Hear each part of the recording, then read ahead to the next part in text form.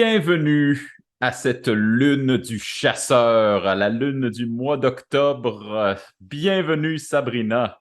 Hey, bienvenue Simon, mais là, attends, c'est la lune du chasseur. Pour vrai, Oui, là, c'est la lune du chasseur en ça peut pas octobre. être plus à propos avec le sujet d'aujourd'hui. Ça peut pas. Effectivement. J'aimerais ça dire que j'ai fait exprès, mais c'est pas ça. Mais, Ça a juste à donner de main. Mais l'était-ce?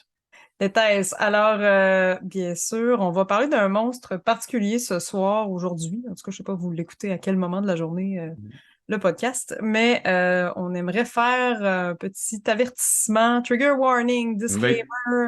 avertissement en français. On a-tu un équivalent? Ah, c'est un avertissement au déclencheur psychologique, là. Alors, âme sensible s'abstenir parce qu'on va parler de meurtrier et tueur en série.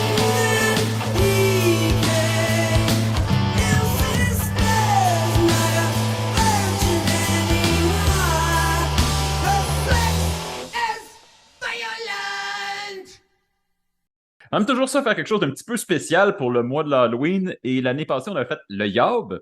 Et c'est vraiment dur de topper le Yob. Alors, les tueurs en série, je pense que ça score fort quand même. Parce que en ce moment, et peut-être depuis le début des années 80 et jusqu'à maintenant, les tueurs en série, les tueurs de toute forme, ça pleut. Il y en a beaucoup. C'est le true crime, c'est en vogue maintenant. Il y a des milliers de podcasts de true crime. Il doit y avoir plus d'heures de podcasts de true crime qu'il y a d'humains dans le monde à cette heure. Tu penses? Il y en a, je suis sûr qu'il y en a des milliers, des En millions tout et des cas, il millions. y en a beaucoup, mais aussi, puis on pourra parler de ce phénomène-là, de l'intérêt pour les true crimes, mais aussi la technologie d'enquête est vraiment plus au point qu'il y a, tu sais, dans les années 80 versus aujourd'hui, les enquêteurs sont capables de faire des petits miracles et d'aller beaucoup plus rapidement à la Oui, conclusion, notamment pour les tests d'ADN, pour les tests moi je pour... pensais que avant de commencer la recherche, OK,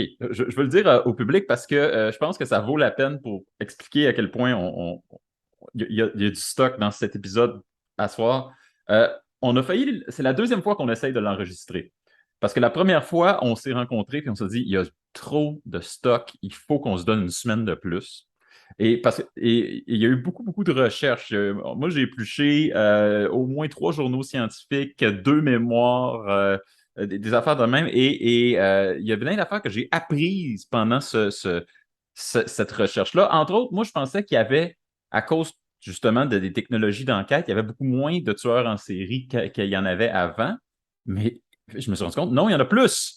Et j'ai fait, oh mon Dieu, OK, d'accord, j'apprends des choses. Puis moi, personnellement, c'est quelque chose que je n'étais pas certaine de vouloir faire, étant donné qu'on parle de monstres habituellement et tout, parce que je me disais, ah, il y en a sûrement trop des true crime, mais en même temps, pourquoi pas? Pourquoi pas? Puis il y a tellement de cas différents à parler. Je me dis, si en tout cas, les gens qui nous écoutent, si vous aimez ça, que vous voulez une partie 2 à cette émission, laissez dans les commentaires, là, laissez-nous le savoir, parce que c'est un essai aussi qu'on fait ce soir. Oui, Ouais. Mais pour toi, Simon, le tueur en série, le tueur, cet être, ce monstre qui est bien réel, le qu'est-ce que ça, serial killer. le tueur de céréales, Oui, c'est ça. ça représente quoi pour toi? Écoute, moi, je vais être le plate. OK, à soir, je me donne le rôle, je suis la personne plate ce soir. Oh, Euh, arrête. mais c'est bien qu'il y ait quelqu'un des deux qui soit plate. Ben non, Moi, pas plat. je sais pas si c'est mon statut, mon privilège ou j'en sais rien. Mais moi, le tueur en série, quand j'étais enfant, c'était le monstre qui m'intéressait absolument pas. Moi, c'était, je sais pas si c'est parce que c'était un autre être humain, puis je considérais qu'il était comme, dans le fond, il est égal à moi, fait qu'il est pas tant épeurant, tu sais, je peux me battre contre. Mais au fur et à mesure que j'ai grandi, il est devenu de plus en plus fascinant. Et une des choses qui est arrivée, entre autres, entre la semaine dernière, où on devait enregistrer cet épisode, et aujourd'hui, où nous enregistrons finalement cet épisode, c'est que j'ai regardé beaucoup de documentaires et beaucoup de séries, entre autres la série sur Netflix, sur une des séries sur Jeffrey Dahmer, et euh, mon opinion a changé du tout au tout, et maintenant, je suis absolument fasciné.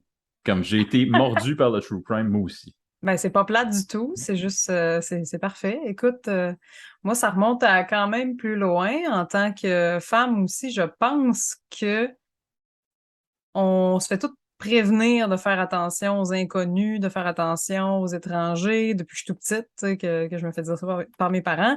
Puis je vais me rappeler toute ma vie, quand j'étais adolescente, à un moment donné, l'hiver, je marche dans la rue, puis il y a un homme qui m'a demandé de l'aide dans son auto, qui m'a demandé de l'aide, viens, peux-tu venir m'aider? Je suis pognée dans le banc de neige et j'ai jamais osé.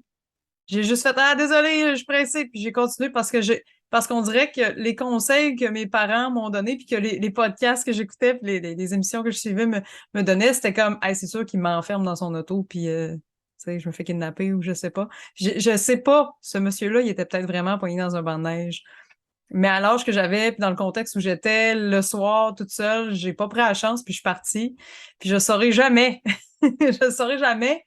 Mais je pense qu'il y a un côté, un intérêt pour moi qui est beaucoup dans l'aspect psychologique, se mettre dans la tête des meurtriers, parce que je trouve ça intéressant. Moi, je suis une fan quand même de criminologie. J'aurais pu m'en aller là-dedans comme carrière. Psychologie, criminologie, ça m'intéresse. Là, j'aurais aimé ça de profileur, là, vraiment me mettre dans la tête des enquêteurs qui essaient de se mettre à la place des meurtriers. Puis, ben, c'est aussi, pour moi, ça a été un peu un genre de guide de survie d'écouter plein de reportages. On dirait qu'on se sent un peu plus prudente, méfiante. Je sais pas. Je pense que Ben, ça se peut très bien. Puis on aussi, imagine un peu, tu sais, à la place de la victime, qu'est-ce que j'aurais fait, puis c'est ça. puis c'est quelque chose, d'ailleurs, t'as fait quelque chose pour cette émission qu'on n'avait pas fait avant, puis je me dis, mais on est bien épais, on aurait dû faire ça bien On avant. n'est pas épais, on a Et juste plein de bonnes idées, mais qui arrivent là. Il arrive tard. Ah oui, ah ouais, c'est pas grave. Et t'as demandé à la communauté Internet pourquoi ils s'intéressaient au true crime Oui. et entre autres aux histoires de meurtriers. Et tu as eu les réponses de tout le monde, et on va en parler un petit peu plus tard, ça, dans l'émission. Je trouve ça super Absolument. intéressant. Ben oui, puis merci à ceux qui me donnent leur opinion par rapport à ça. Je vous salue parce que ben, c'est le fun de vous entendre, c'est le fun d'avoir vos commentaires. D'ailleurs, merci à tous ceux qui nous écoutent sur le podcast, sur YouTube, Facebook. On sera sur Spotify un jour, j'imagine. Dans tous les cas, merci de commenter puis nous donner vos impressions parce qu'on met bien de l'amour dans le podcast. Puis ben, c'est super apprécié. Fait que voilà. Genre, Et en profiter pour un petit shout-out un avant de petit tomber shout-out en dans le début dark, d'émission. là, puis dans les trucs trash. Je me dis, on peut bien faire un petit peu de love pour se préparer. Et oui, on se prépare, mais il faut quand même commencer par basculer dans l'obscurité avec les origines. Comment aborder les origines des tueurs en série? Qu'est-ce qu'on peut faire? Qu'est-ce qu'on peut faire? Ben, on peut parler d'un petit truc, moi, en fait, Oui. avant d'embarquer là-dedans. Parce qu'on a tous déjà vécu ça, je pense, ou du moins, je vais te poser la question, puis tu me diras, Simon, toi, ça t'es-tu déjà arrivé de marcher avec quelqu'un, un ami, une amie, quelqu'un que t'aimes bien, puis d'imaginer, d'avoir une pensée intrusive, de t'imaginer lui faire du mal de même pour aucune raison valable? Ah, OK, genre, hey, qu'est-ce qui se passerait si Que- soudainement ouais, je pitchais l'huile ça dure une fraction de bouillante? seconde, là. Oui, oui, oui, oui, oui, j'ai déjà eu ça, ce genre d'affaire-là. Ou qu'est-ce qui se passerait si soudainement je mettais ma main sur la poêle pendant quelque chose, des Ça affaires de aussi, même. ouais, exact. Ça peut être valide par rapport à quelqu'un d'autre, par rapport à soi-même, se faire du mal aussi. Hmm. Ça s'appelle la phobie d'impulsion. Et ce Oh. serait des pensées intrusives qui seraient relativement normales dans le sens où tout le monde en aurait. Fait que j'aimerais rassurer peut-être certaines personnes à la maison qui se disent hey, moi, je suis fuckée, j'ai déjà pensé à des affaires de même. Parce que ce serait quelque chose qui, quand même, serait très fréquent, très courant, puis ça partirait d'un instinct de survie. Et ça pourrait se développer avec les troubles obsessionnels compulsifs et devenir plus grave, là, éventuellement. Mais Mais c'est normal, tout le monde en a déjà eu un moment ou un autre dans leur vie. ben, c'est vrai, c'est bien que tu dises ça parce que euh, pour parler des tueurs en série, il faut parler des psychopathes. Il faut parler des gens qu'on appelle psychopathes. Et encore aujourd'hui, c'est pas clair, mais qu'est-ce qu'un psychopathe? Premièrement, définition. Qu'est-ce qu'un tueur en série? Alors, j'en ai ici une définition et elle a changé depuis 2005. Mais l'étymologie, le terme tueur en série, on estime que ça remonte en anglais, serial killer, c'est attribué à l'agent spécial Robert Hessler du FBI, qui était la première personne à parler d'homicide en série en 1974. Sauf que dans d'autres langues, en allemand, entre autres, ça peut remonter jusqu'aux années 30, où le criminologue Ernest Gennat était l'un des premiers à avoir utilisé le terme meurtre en série, assassinat en série, pour parler de certains types de criminels. C'est le New York Times qui rend ça populaire dans les années 80 et à partir de ce moment-là, ça éclate et tout le monde se met à utiliser ce terme-là, le terme tueur en série. Si bien qu'on a été obligé de faire des catégories puis de séparer ça de d'autres affaires. Par exemple, euh, pendant longtemps, on disait un tueur en série, c'est quelqu'un qui tue euh, minimum de 3 personnes et qui les tue sur une période de plus d'un mois. Parce que sinon, on appelle ça un spree killer, donc un tueur de groupe, un tueur en élan, dans le Un fond. tueur de masse, dans le fond, tu veux dire? Oui, qui serait comme l'équivalent du monde qui rentre dans des lieux publics avec une arme à feu puis qui ouvre Ouais, puis c'est qui ça. se donne la Un mort. tueur de masse, dans le fond. Ils font juste une fois et donc c'est pas considéré comme un tueur en série, c'est juste un tueur de masse, comme tu dis. Euh, mais la définition a un peu changé. Jusqu'en 2005, le FBI considérait un minimum de 3. Maintenant, on considère un minimum de 2. Euh, Aussi, on n'inclut pas là-dedans les gens dont c'est la job.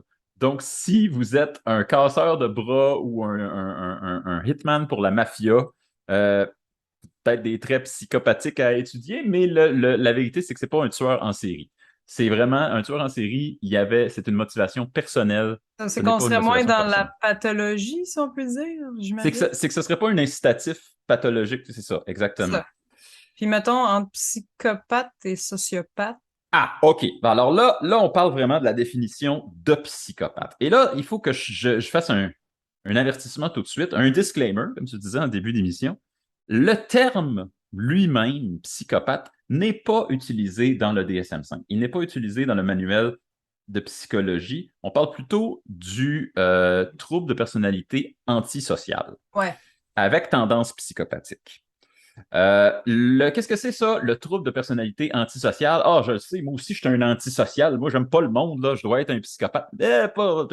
Calmons-nous, le pompon.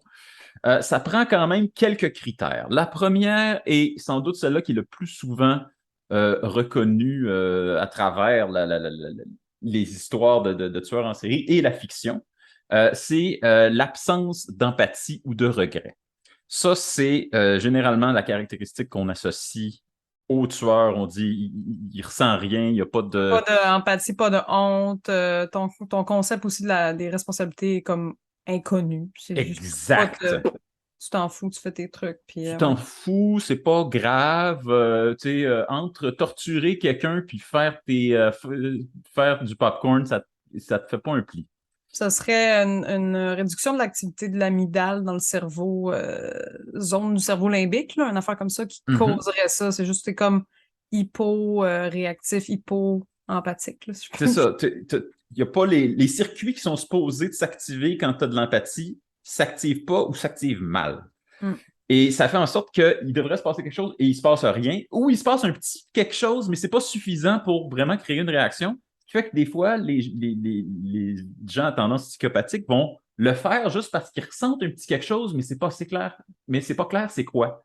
Euh, on dit souvent que les gens à tendance psychopathique vont avoir, par exemple, dans l'enfance, des épisodes où ils vont torturer ou faire mal à des animaux.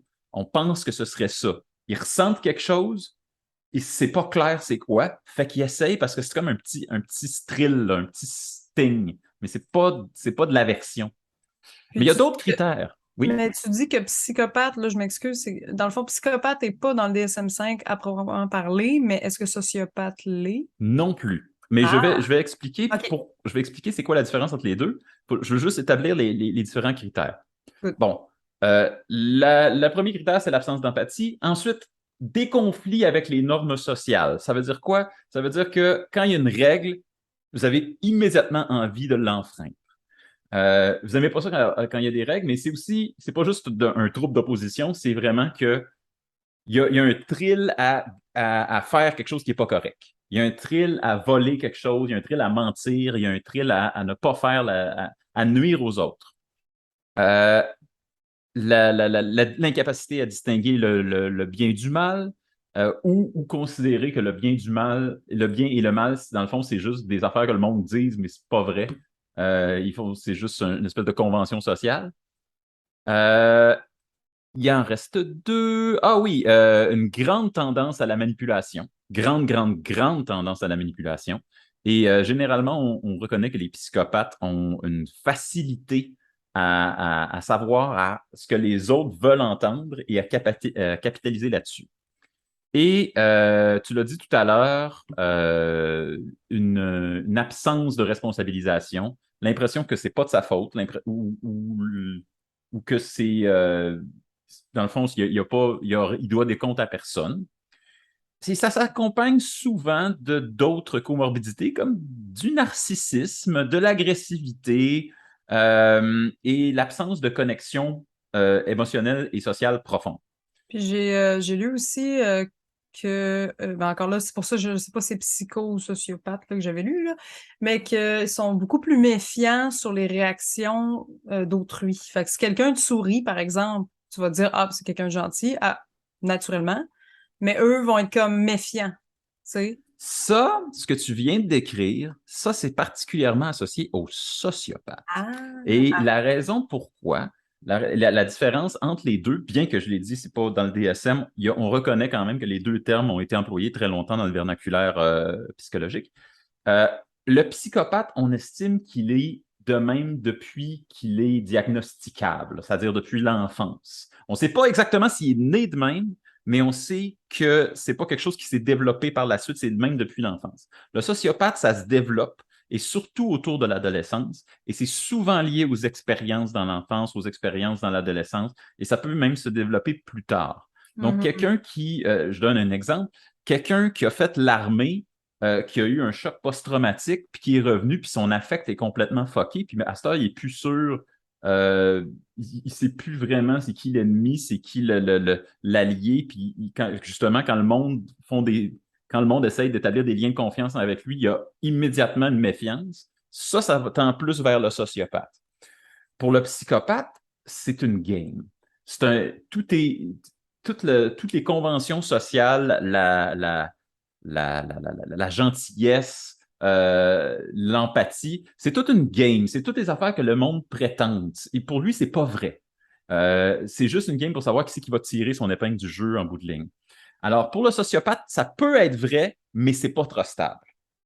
Donc, on ne peut pas faire confiance à la gentillesse. Ce n'est jamais confiance. Pour le psychopathe, c'est une game. Puis tout le monde ment, dans le fond. Là, je fais une immense généralisation. Il y a des psychologues à la maison qui sont en train de Ah, mais c'est pas comme ça, il faut le dire. Mais là où j'en suis dans ma recherche, c'est là. Ouais, puis on n'est pas des psychologues non plus, mais Non, c'est c'est certain ça. on aimerait ça. Moi, je suis en train de faire une recherche pour avoir un invité qui pourrait peut-être nous parler d'un peu plus des pathologies. Là, Ce serait plus, excellent. fait que, merci de considérer qu'on est dans le divertissement et qu'on fait des recherches, mais qu'on n'a pas la science infuse non plus. C'est ça. Et on n'a pas un doctorat en arrière de nous chaque. Non, Mais on va peut-être trouver quelqu'un qui en a. Sabrina, tu fais des miracles souvent avec ça, toi. j'essaie. Travaille là-dessus. Donc, ça, c'est pour le terme, les termes. Maintenant, dans l'histoire, ça veut dire quoi? Ben, il y a bien du monde qui pourrait être considéré comme des psychopathes. On pense à plusieurs conquérants ou plusieurs empereurs ou dirigeants qui semblaient n'avoir aucune pitié, qui étaient des guerriers impitoyables. Mais comme j'ai dit tantôt, quand c'est ta job, c'est un peu difficile de dire si tu y prends plaisir ou si tu y vas par obligation. Donc, moi, j'y suis allé pour Écoute, des, prends juste les bourreaux de la Nouvelle-France, là. ben oui, Ça, ou les souvent, conquistadors, tu sais. parce que souvent, les bourreaux, mais moi, c'est parce que j'étais allée aux promenades fantômes il n'y a pas longtemps, puis Ah j'ai oui, appris que plein d'affaires. Donc, les bourreaux, souvent, c'était quand tu étais criminel, tu avais le choix entre te faire exécuter ou devenir l'exécuteur, devenir le bourreau. Tu étais détesté par toute la ville, mais tu continuais à vivre. Puis, ta job, c'était de procéder à l'exécution Aux- des gens. Donc, et, et- et si ouais. tu es si t'es un authentique psychopathe, ça, c'est comme, wow, bon deal. Ouais, mais c'est quoi les chances que ça tombe sur toi? je voulais dire que je serais absolument pas puni puis que je vais juste pouvoir slugger du monde. Ouais, mais le monde t'aimera pas. Ah, est-ce qu'on s'en tape? Euh, Écoute. mais c'est ça. Fait que dans le fond, c'était comme une façon de réutiliser ça. Euh, mais j'ai fait. Donc, il y en a des milliers dans l'histoire du monde et il y en a qui ont Alors, j'ai fait un mini palmarès. Ça n'inclura pas tout le monde, mais j'ai fait des espèces de catégories dans lesquelles j'ai fait des top 3. OK. Donc, il y a déjà des gens qui. Votre préféré n'est sans doute pas là, si tant est que vous puissiez avoir un tueur en série préféré. Euh, Écoute, à suivre. mais à suivre. Vous nous direz ça dans les commentaires, si vous voulez. Bon. Fait que je vais passer à travers rapidement. Ouais, Parce que parce je que veux là, qu'on arrive. on essaie de classer tout ça, là. Oui, puis il y en a, il y en a, il y Pense- en a, il y en a, il y en a. Et j'essaye aussi qu'on arrive le plus rapidement possible à la science et la culture, parce que c'est là que beaucoup de notre stock va se trouver. Ouais. Alors, dans les plus anciens répertoriés, au deuxième siècle avant Jésus-Christ, il y avait le prince du Jidong, qui était le neveu de l'empereur Jing en Chine, et qui, lui, bon, c'était un prince, mais il n'y avait pas de fonction guerrière. C'est juste que lui et sa gang, une fin de semaine sur deux, ils s'en allaient faire un raid. Une fin de semaine sur deux. Oui, oui, une activité de week-end. Là, il s'en allait faire un raid sur un village, le piller. Et c'était un village de son père. C'était un village de l'Empire. C'était pas des ennemis, c'était la population locale. Il s'en allait là, il détruisait tout, puis il repartait. C'était comme son activité qu'il aimait faire. Et Wow! Damn! ouais, les gens ont appelé à son exécution, mais parce que c'était le fils de l'empereur, il a simplement été ex. J'allais dire. Expatrié. Oui, expatrié, pas excommunié, ça, c'est faut que tu sois catholique. Euh, au Moyen-Orient, d'où Shanatir, au 5e siècle, aurait eu des relations sexuelles avec plus d'une centaine de jeunes hommes qui balançaient par la fenêtre de sa chambre par la suite. Et la raison pourquoi il a été capturé, c'est que les gens commençaient à se plaindre des odeurs qui émanaient de sa résidence. Euh, on arrive maintenant au 12e siècle et je pense qu'on en a déjà parlé. Alice Keitler, qui était la première femme accusée de sorcellerie sur les îles britanniques de la chasse aux sorcières, et qui aurait tué 4 de ses maris et qui a fui avant que son procès se termine. Et donc, qu'est-ce qu'on a fait? On a brûlé sa servante à sa place. Ah, pauvre petite. Ben, ça a l'air que c'était considéré comme une punition Ah, efficace. Je ne sais pas ah quoi ouais. dire. Je ne sais pas quoi dire à ça. OK. Fait que les 3 plus anciens que j'ai trouvés, c'est ceux-là. OK, OK. Moi, ça a remonté aux années 1600. Ah, ah, ah, ah. Si je peux peut-être glisser ça. Vas-y donc. Gilia Tofana, en fait, qui est Oui. décrite comme étant une très belle femme qui est devenue veuve. Euh, En fait, elle a mis au point une eau d'arsenic. Donc, c'est un poison qui est incolore, inodore, insipide, puis très toxique, qui peut causer la mort apparemment naturelle en quelques jours, avec au moyen de quelques gouttes. Puis elle avait fait un flacon d'huile cosmétique étiqueté Man de Saint-Nicolas de Bari. Donc, Ouf. c'est un produit qui était également appelé Aquatofana. Ça sonne bien quand même. L'eau de la Tofana, ouais. Ouais, c'est ça. Mais Ça se fondait parmi toutes les petits cosmétiques des femmes, puis ça passait vraiment inaperçu dans le maquillage, lotion, parfum, tout ça. Et bien, dans le fond, elle en a fait une carrière. Apparemment, il y a certaines sources qui disaient que ce serait la recette de sa mère. Mais bon, elle s'en est servie pour se débarrasser de son mari parce qu'elle était dans un mariage malheureux. Et elle s'est mis justement, s'est installée à Rome, puis elle a vendu cet élixir-là à des femmes qui étaient violentées par leur mari, mariées de force ou qui avaient juste l'ambition de devenir veuves. Et elle a tué beaucoup, beaucoup de monde, en fait. Il y aurait eu au moins 41 femmes qui auraient été condamnées à mort après, à cause de cet achat, si je puis dire. Puis, donc, c'est assez impressionnant. Puis, elle a été, en fait, un peu trahie parce que c'était vraiment du bouche à oreille, là, son commerce. Et à un moment donné, il y a une femme qui voulait empoisonner son mari, en sert dans la soupe de celui-ci, puis finalement, elle change d'idée, elle dit non, on boit pas la soupe. Ah! Puis là, finalement, elle a comme avoué ses crimes et tout ça, donc elle a été coincée et pendue. c'est une excellente chose que tu parles d'elle parce que je ne l'ai pas mentionné au début quand on parlait de la définition de psychopathe, mais et de tueur en série. Généralement, il y a comme un cliché avec le tueur en série, c'est que c'est toujours un homme.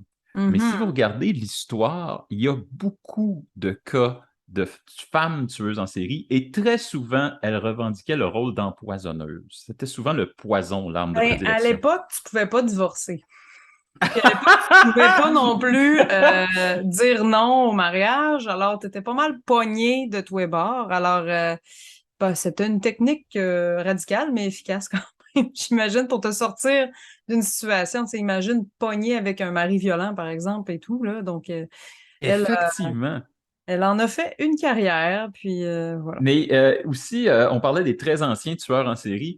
C'est pas des tueurs en série, mais la tradition d'un cercle d'empoisonneuses, ça remonte à la Grèce, ça remonte à la Rome antique, en Hmm. fait. Et c'est bizarre que tu dises qu'elle a fini sa carrière à Rome, parce que c'est comme si elle poursuivait cette longue tradition de créer des décoctions qui se font Ben, en passer fait, pour du maquillage. elle a trouvé refuge dans une église, en fait, à un certain moment, là, parce qu'elle avait quand même une renommée, cette femme-là, elle était courtisane, bien connue. Mais il y a une rumeur qui s'est mise à circuler dans Rome comme quoi qu'elle avait empoisonné l'eau bénite, et là, ça a été la fin. La police l'a arrêtée, puis voilà. Ah ben Un là, c'est ça. procès et condamnation à mort. Donc, elle ainsi que 41 autres femmes, là, quand même. Ta célébrité fait en sorte que tu peux plus te cacher, ben souvent c'est là que ça tombe. Ouais, ouais, ouais, ouais. Fait que Voilà. parlant de célébrités, j'ai ici un petit palmarès des plus prolifiques, ceux et celles qui auraient été responsables du plus de morts. OK. J'ai deux catégories. J'ai la catégorie soupçonnée, c'est-à-dire ceux et celles qu'on pense qui auraient tué le plus de monde, et la catégorie avérée, celles qu'on sait qui ont tué le plus de monde. Fait que les soupçonnés, en France, au 13e siècle, Gilles de Rais, qui aurait torturé quelque part entre 150 et 600 enfants. Ça n'a aucun bon sens. C'était un noble. C'était le pote à Jeanne d'Arc, ça, là, qui Gilles se de faisait, Rais, qui se faisait appeler le monstre, justement, qui s'est fait surnommer le monstre après tout. Ouais, ouais, ouais, c'est ça, c'est lui. c'est un vrai monstre, C'était un ce véritable personnage. monstre. Il fait des choses terribles, vraiment, là. Au centre de l'Inde, celui qu'on surnommait le roi des voleurs, qui s'appelait Tug Berham, je ne sais pas si je le dis, c'est Berham, je pense. Euh, il aurait été le tueur en série le plus prolifique de l'histoire en personne. C'est-à-dire qu'à lui seul, il aurait tué plus de monde que n'importe quel autre tueur en série. Il aurait été, on pense qu'il aurait tué environ 900 personnes juste à lui-même. Ouh, Euh, wow. Par contre, il est devancé dans mon palmarès par Catherine Monvoisin, qu'on appelait la voisin, qui était l'empoisonneuse, avorteuse, réputée sorcière, dirigeante de culte, ayant probablement participé à une tentative d'assassinat sur Louis XIV. Wow. Elle aurait tué autour de 2000 hommes, femmes et enfants dans des messes noires de son propre culte. Alors, elle était la dirigeante d'une secte. Et dans cette secte, il y avait grande quantité de meurtres. Donc, c'est pas elle nécessairement qui a tué, mais c'est elle qui a sponsorisé toutes ces affaires-là. C'est Wow. de tous les tueurs en série que j'ai trouvés, c'est la plus prolifique, si c'est vrai. Quand même. Maintenant, dans les catégories avérées, c'est les tueurs en série qui en ont tué le plus et qu'on le sait qui ont été vérifiés. Et le top du palmarès, c'est Luis Garavito, qu'on surnommait la bête en Colombie, qui aurait tué jusqu'à 300 garçons. On en a retrouvé 200. Et il a hérité de 1800 ans de prison. Mais il a fait il a fait un petit Ted Bundy, puis a décidé d'aider la police à retracer d'autres tueurs en série, ce qui fait qu'il a réduit sa propre peine à 22 ans. Ben voyons. Il sort l'année prochaine. Oh non, c'est malaisant. C'est très Oh malaisant. mon Dieu. OK. Deuxième, Pedro Lopez. Ah, quand j'ai dit ce nom-là, il y a plusieurs personnes qui ont fait ben oui, parce qu'il est très, très connu, le monstre des Andes, qui aurait fait 117, il y a 110 victimes avérées et il a clamé d'en avoir tué environ 300. Il s'en prenait à des itinérants, des enfants sur la rue. Euh, En ce moment, on ne sait pas il est où. Il a été incarcéré pendant un temps, il s'est sauvé, on ne sait pas il est où, T'es il était à quelque part. sauvé? il a 73 ans, écoute, on ne sait pas où ce qu'il se promène, mais il est encore en liberté. Wow, ça donne froid dans le dos. Exact. Javed Iqbal, surnommé Kukri au Pakistan à cause de son arme qu'il utilisait, qui est un couteau Kukri. Il aurait tué 100 enfants, il aurait coupé en morceaux avec son couteau. Il a été condamné à être découpé en 100 morceaux qui seraient ensuite plongés dans de l'acide. Mais il est mort en prison avant ça.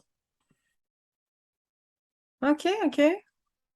Fait que ouais, des gens particulièrement sympathiques, comme vous pouvez le voir, qui font pas du tout peur, ils vont pas du tout vous empêcher de dormir.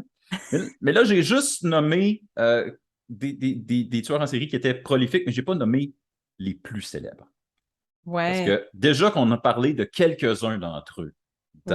dans l'épisode, et je suis sûr que vous vous souvenez, si vous êtes là depuis l'épisode 1, vous vous souvenez d'Erzébet Báthory, la comtesse de sang, qui aurait tué jusqu'à 650 jeunes femmes, en fait, pas juste des jeunes femmes, mais 650 personnes dans sa vie.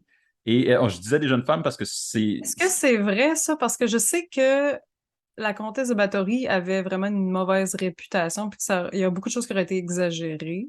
Ben, c'est ça. La raison pourquoi elle ne fait pas partie de mon palmarès des plus prolifiques, c'est parce que vraiment, on ne sait pas si ça a été exagéré par ses adversaires politiques. On Mhm. sait, par contre, de par des écrits, que sa garde rapprochée disait qu'elle envoyait, elle demandait des raids sur les villages puis de lui rapporter les vierges. On sait ça. Ça, c'est prouvé. Mais on ne sait pas qu'est-ce que les fameux bains de sang qu'elle devait prendre. On pense que c'est de l'exagération, on pense que c'est de la démonification, dans En le fait, fond. de ce que j'avais lu, ce serait pas des bains de sang, mais ce serait une chaise et elle se ferait verser du sang dessus. C'est ça. Fait qu'on Quand on même sait assez pas. glauque, là, mais ça a été quand même exagéré, ça aussi, là, donc... Fait on n'est pas sûr, mais elle a passé à l'histoire, ne serait-ce que parce que c'était extrêmement spectaculaire, juste en histoire. Le plus célèbre, sans doute, et celui qui a peut-être même parti tout le genre du true crime, c'est Jack l'Éventreur, dans la fin des années 1900 en Angleterre. Par Là, tu as quelque ailleurs, chose. oui, Oui. Jacques Leventreur, on connaît son identité maintenant. Pour vrai? Oui. Alors, selon une étude publiée dans le Journal of Forensic Science, l'homme connu sous le nom de Jacques Léventreur serait en fait Aaron Kominski, un barbier de 23 ans d'origine polonaise qui vivait à l'époque au cœur de Londres. Puis pour, dans le fond, établir l'identité du tueur, il y a des chercheurs britanniques qui ont réussi à mener des tests de génétique à partir de fragments d'ADN sur un châle qui a été retrouvé à côté du corps d'une des victimes.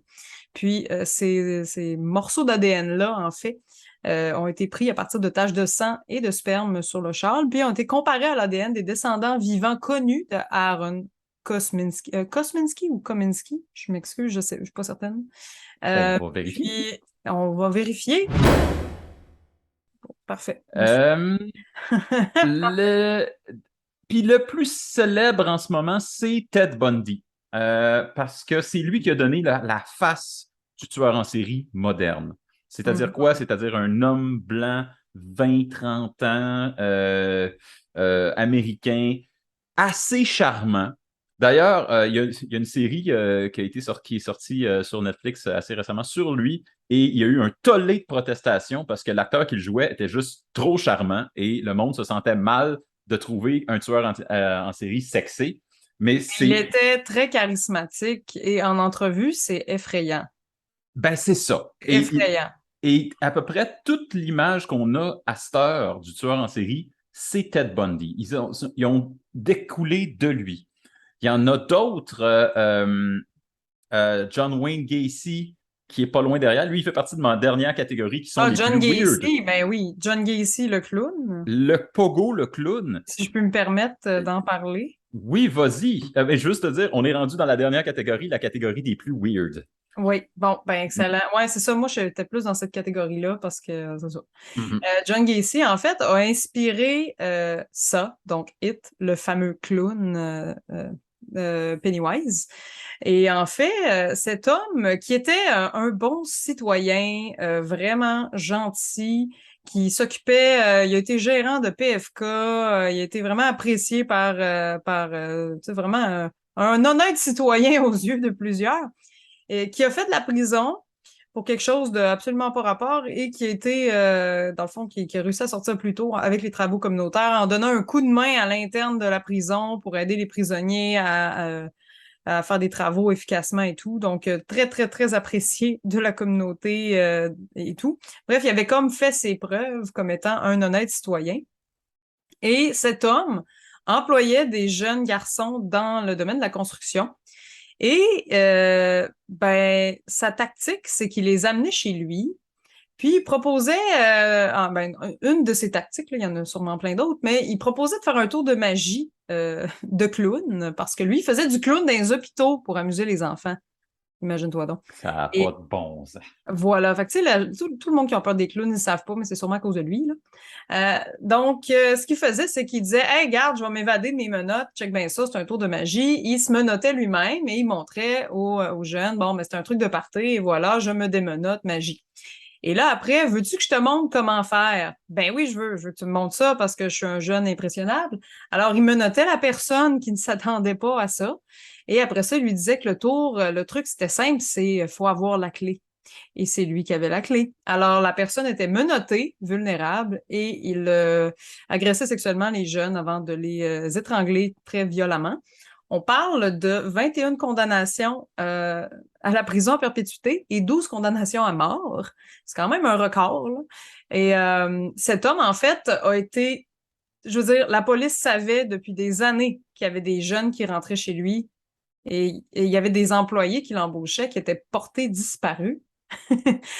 Puis ils n'ont pas fait grand-chose. Il a même réussi à serrer la main d'une des premières dames, là, j'ai oublié son nom, mais femme de président, ça prenait une vérification de ton background judiciaire pour avoir une photo avec elle. Il a réussi à avoir une photo avec elle. Bref, c'était quelqu'un d'extrêmement charismatique que tout le monde appréciait. Et à un moment donné, ben, ils se sont rendus compte que ben, il y a un jeune garçon qui est disparu et ils n'ont pas réussi à le retrouver. Et en fait, ils l'ont appelé pour aller au poste de police. Il est arrivé au poste de police une affaire comme 10 heures plus tard parce qu'il était en train de se débarrasser du corps du jeune garçon. Et ils se sont rendus compte que le monsieur, il était plein de boîtes, il avait l'air fatigué, il y avait quelque chose qui tournait pas rond. Ils ont fait un test d'ADN. Il a accepté de faire le test d'ADN.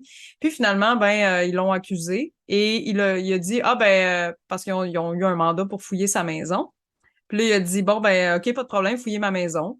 Et finalement, tu sais, lui, il a dit, ouais, mais vous trouverez pas cette victime-là. J'ai oublié son nom, malheureusement.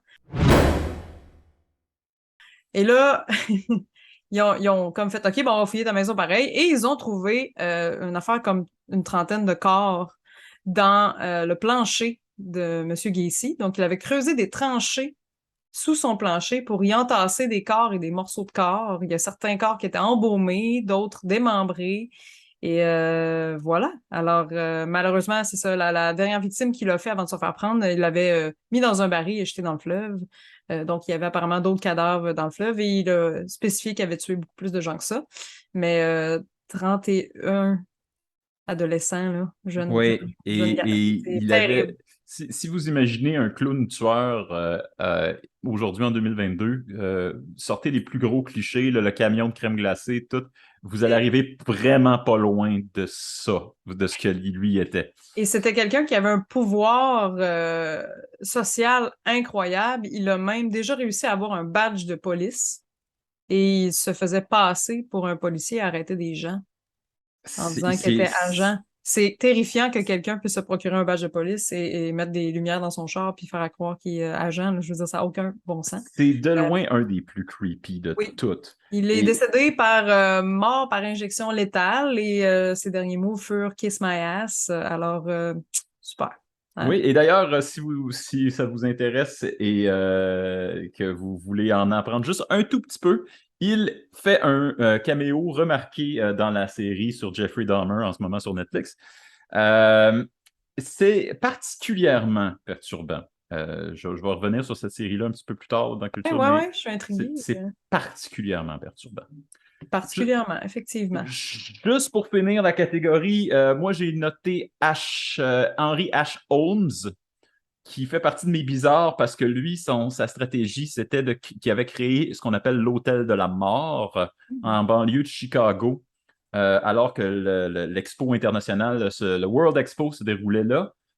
C'était un hôtel dans lequel le deuxième étage avait des chambres et c'était conçu pour que tu t'y perdes et que tu tombes dans des pièges. Hôtel California, genre? C'était genre fait pour.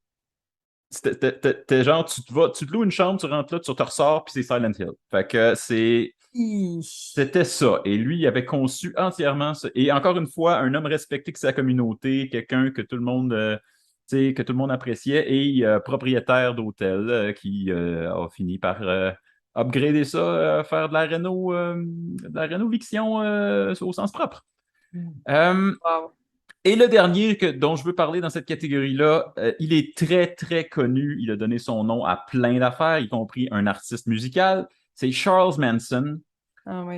qui a dirigé un espèce de culte dans les années 60 qui s'appelait The Family ou The Manson Family. Vous l'avez vu, Charles Manson, dans Il était une fois à Hollywood par Quentin Tarantino, et vous avez surtout vu sa gang dans son espèce de ranch. Ce qui est bizarre avec Charles Manson, c'est pas tant la quantité de monde qu'il a tué, parce que lui-même a, pour ainsi dire, tué personne. Il a juste invité et incité d'autres mondes à le faire. Et c'est ça Oui, qui était terrifiant à propos comme de un ce gars-là. manager de tueur en série. Exact. Ce qui se passe avec Charles Manson, c'est qu'il était extrêmement convaincant. Et il semblerait qu'il était très bon pour trouver le monde qui était capable de twister juste un peu pour en venir à commettre des meurtres. Des Alors ça, grands manipulateurs, sûrement des narcissiques ou des psychopathes, justement, qui c'est sont derrière ça. intimement lié. C'est Le sûr. narcissisme et la psychopathie, c'est intimement lié. Petite mention à Jane Toppan, l'empoisonneuse, une infirmière de l'hôpital de Cambridge dans le Massachusetts, qui a avoué d'avoir tué 31 personnes. Donc, c'était une femme qui tuait des gens à l'hôpital et qui souvent agressait sexuellement ses victimes, chose qui est beaucoup plus rare chez les femmes en termes de statistiques. Puis elle tuait ses victimes après les avoir agressées et elle a dit, quote en français paraphrasé, qu'elle voulait tuer plus de monde que tous les hommes et femmes vivants. Là. Et elle a réussi à tuer quand même, elle a avoué le meurtre de 31 personnes. Puis, elle a été jugée non coupable pour cause de folie et internée ensuite à l'hôpital psychiatrique pour le reste de ses jours. Oui, et ça contribue à rendre l'idée des hôpitaux psychiatriques Oui, et aussi particulièrement insécurisante. cette catégorie-là qu'on surnomme les anges de la mort. Donc, il y a 3 catégories. Il y a les tueurs miséricordieux, là, donc qui éprouvent de la compassion, de la misère pour la personne qui est malade, qui est peut-être en phase terminale, par exemple. Il y a les personnes, donc le sadique, qui va utiliser sa position d'infirmier, par exemple, pour exercer du contrôle sur ses victimes qui sont généralement sans défense. Et ce qu'on appelle le héros malveillant, donc qui met en danger la vie de la victime d'une certaine façon pour la sauver ensuite. Donc, il joue un peu à être sa limite entre la vie et la mort. Donc, c'est quand même fascinant de voir qu'il y a des criminels comme ça, puis généralement des gens qui se croient investis d'une mission qui vont tuer, mais bon, hein, voilà. C'est étonnant de voir, en fait, les motivateurs, parce que on va en parler dans quelques secondes, mais ce qui est de plus, je pense, c'est une des affaires qui fascine le plus envers les tueurs en série, que à peu près tout le monde qui regarde du true crime se pose la même question, c'est pourquoi? Et moi, j'ai une amie qui travaille dans un hôpital et qui m'a dit, à un moment donné, c'est pas toujours facile quand tu vois, par exemple, un chef de gang de crime organisé rentrer à l'urgence, puis tu dois le traiter avec autant de respect et de neutralité que n'importe quel patient, alors que tu sais qu'il a commis des agressions sexuelles, qu'il a commis des meurtres, tu sais. Puis c'est vrai que moralement, il y a un code d'éthique à respecter et tout, puis tout le monde doit être traité égal dans un hôpital, mais je peux comprendre que ça doit te faire grincer des dents quand même. Là, Et c'est vrai. Et ce code d'éthique-là, ça s'applique en particulier pour les gens du système pénal et du système de santé qui doivent considérer tous les êtres humains sur un pied d'égalité. Exact. Et pour faire ça, il faut quelquefois se référer aux trouvailles de la science. La science. Ben. Ben, tu as déjà commencé un peu, Sabrina, en parlant des anges de la mort. Ben, Comment on qualifie les anges de la mort? C'est quoi au juste? ce sont en fait généralement des médecins, infirmiers, gardes-malades, des personnes qui travaillent dans les hôpitaux, qui se mettent à tuer des gens OK, pour une donc, raison ou une autre, comme les trois catégories que j'ai nommées. Donc, c'est qui vont profiter de leur statut d'une certaine façon, avec des motifs différents pour, c'est ça, pour malheureusement mettre, tuer des gens, carrément. ben, c'est une des catégories qui est souvent citée lorsqu'on parle des types de tueurs en série. Parce que il y a beaucoup d'études qui ont été faites sur les tueurs en série, même si c'est un phénomène qui, au bon mot, est plutôt rare. Puis les Anges de la mort, si vous voulez lire sur le sujet, là, il y a beaucoup de gens et beaucoup de personnages là, qui sont nommés là, comme étant spécialistes là-dedans. Ouais, ça donne froid dans le dos. Ça donne froid dans le dos. Et un des plus connus, un des anges de la mort les plus connus, c'est celui qu'on surnommait Dr. Death, le docteur mort, littéralement, qui était Harold Shipman, qui était un chirurgien d'exception. Il a gagné des prix. Il était connu quasiment mondialement et c'est été celui-là qui aurait inspiré Hannibal Lecter. C'était Oh! un thérapeute de génie. Et donc, c'est ça. Ça fait partie du cliché qu'on a à cette heure du tueur en série. C'est le cliché qui est celui de la fiction. Une des raisons pourquoi on parle des tueurs en série dans notre émission sur les monstres, c'est que le tueur en série, c'est pas juste un vrai phénomène qui existe, c'est également un boogeyman imaginaire. On en a fait quelque chose d'imaginaire par la fascination. Et donc, des fois, ça vaut la peine de revenir à qu'est-ce qui se passe pour vrai. Bon, le prototype, c'est un homme blanc, entre 20 et 40 ans, classe moyenne, généralement sans histoire, sauf quand on découvre le poteau rose. Mhm. Tu as mentionné John Wayne Gacy, tu as mentionné Harold Shipman, c'est la même affaire, on en a On aurait pu mentionné parler de Joel Rifkin aussi, on euh, aurait parlé de Ed tellement de... Gein, Oui, tout ça, tous des tueurs Arthur qui... Shawcross, il y en a tout plein, Il y en vraiment a tout tout plein. plein. Ouais. Et la phrase qu'on entend souvent, c'est les voisins disent tout le temps, mais j'aurais jamais soupçonné ce gars-là. Mais Euh, c'est personne qui a l'air d'un tueur en série non plus, là. c'est ça, À parce que les moins gens qui d'être ont. à moins d'être vraiment d'avoir une resting bitch face sur ta photo de passeport, là, je peux peut-être avoir l'air d'une tueuse en série, mais à part de ça, on s'entend. Les gens, en fait, ils ont beaucoup de charisme. Pas tout le temps, là. Il y en a que tu regardes leur photo et tu fais, ouais, ok, c'est malaisant, mais c'est des gens qui sont soit qui socialement ont un passé extrêmement lourd, un bagage d'abus sexuels, d'abus physiques, soit c'est des gens qui, justement, plus psychopathes, très charismatiques, très calculateurs, qui savent ce qu'ils font. Tu sais, en tout cas, j'essaie de Mais c'est trouver souvent des les. catégories. On dirait que c'est rassurant aussi Mais c'est de trouver Oui, des boîtes. oui, mais tu Ouais. as absolument raison parce que On c'est en a souvent. parlé de ça, hein, l'idée de mettre une étiquette dans d'autres épisodes aussi, là, que c'est Oui, rassurant. et Dans le je vais revenir. Boogeyman, en fait, justement. Et on va revenir avec ça parce que j'ai beaucoup de choses à dire en parallèle avec ça. Mais tu as trouvé en fait les composantes premières que la science reconnaît pour former un tueur en série. La psychopathie, très certainement. Mais attention, la psychopathie, c'est pas quand tu es un psychopathe, tu vas être un tueur en série. La psychopathie, c'est un des ingrédients. Il y a beaucoup de psychopathes diagnostiqués qui ont rien à voir avec les meurtres. En fait, un psychopathe a beaucoup plus de chances de faire un crime qui va lui profiter à lui-même. Des fraudes, des crimes économiques, des choses qui vont l'enrichir ou lui donner du prestige, pas des choses qui Mm. vont tuer du monde et qui vont rendre sa vie compliquée. Moi, j'en ai côtoyé un Un collègue de vrai? travail, un vrai, du moins, Oh shit. c'est ce qu'il me disait, puis ça faisait beaucoup de sens. Parce que il m'a, à un moment donné, tu sais, j'étais comme quand même proche de lui, puis je travaillais avec, puis je m'entendais bien avec, mais il m'a dit qu'en tant que psychopathe, ou sociopathe, ah maudit, j'ai de la misère, je me mélange un peu peut-être, mais dans tous les cas, il m'a dit, ben moi, les émotions, je vais faire beaucoup de mimiques. Donc, quand il va sourire, faire OK, super, ça va, c'est tout acté. C'est toute une imitation Ouais, de parce ce que que lui, c'est. il est en resting bitch face tout le temps. Puis je trouvais ça drôle parce qu'il y avait vraiment un switch on-off que j'avais remarqué. Puis j'en avais parlé, puis il m'a dit, ouais, c'est parce que je suis diagnostiquée sociopathe, genre, puis c'est ça, je suis. Je Ben, fais, ah ouais, c'était vraiment comme... Puis c'était ben, quelqu'un de super gentil qui s'occupait super bien de ses collègues. T'avais vraiment là, rien à dire sur le travail. Mais j'ai fait, oh, j'ai vu comme derrière le masque un peu, j'ai eu ce privilège-là. Puis j'ai fait, ah, OK, c'est particulier.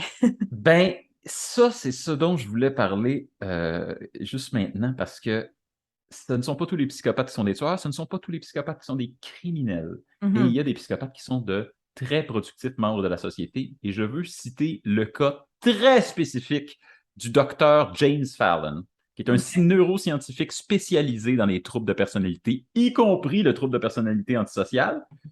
Et donc, c'est un spécialiste des psychopathes. Et c'est lui qui a comme breveté une méthode de reconnaître, dans le fond, l'IRM, l'imagerie cérébrale d'un psychopathe. Et il s'est fait le test sur lui-même. Et le test s'est dit, mais c'est un psychopathe. Et il a fait, ben non, ben voyons. Et finalement, il a répondu, ses collègues ont passé des questionnaires sur lui, puis il dit, oui, man, t'es ça. Ah, wow! Et Hey, depuis, il est devenu un leader mondial sur le sujet et il fait des wow! conférences, il fait des TED Talks. Mais tu sais, quand on est conscient que tu es diagnostiqué, je pense que ça peut tellement aider au développement de la recherche, d'être ouvert à ça, puis aussi de savoir ça, ça peut t'aider à être un meilleur citoyen aussi, d'être capable de dealer avec, si on veut. Exact. Vraiment. Tu parlais tantôt des bourreaux, des gens qui faisaient les exécutions. Euh, T'es un membre actif de la société, ça te fait pas un pli. Fait que Absolument. c'est utile. Mais donc ça, la psychopathie, c'est pas suffisant pour expliquer les tueurs en série. Ça prend aussi, comme tu as dit, des problèmes à l'enfance. C'est 85 à 90 de tous les tueurs en série qui avaient des problèmes d'abus sexuels, d'abus physiques, d'abus psychologiques de la part d'un des deux parents ou des deux parents pendant l'enfance. C'est un des gros prédicteurs qui nous permet de savoir ça.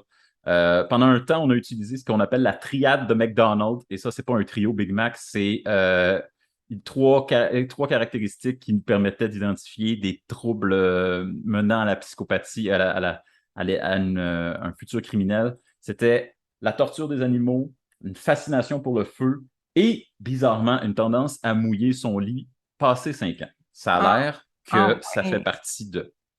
Pourquoi? Wow. Pourquoi? Parce que ça parle d'une certaine impulsivité, une difficulté à retenir ses envies. C'est ça que ça dit. Et ça fait partie du truc. Ah ouais. Le cliché veut que les tueurs en série soient des génies du crime, mais en vérité, il semblerait que leur QI soit un peu en dessous de la moyenne.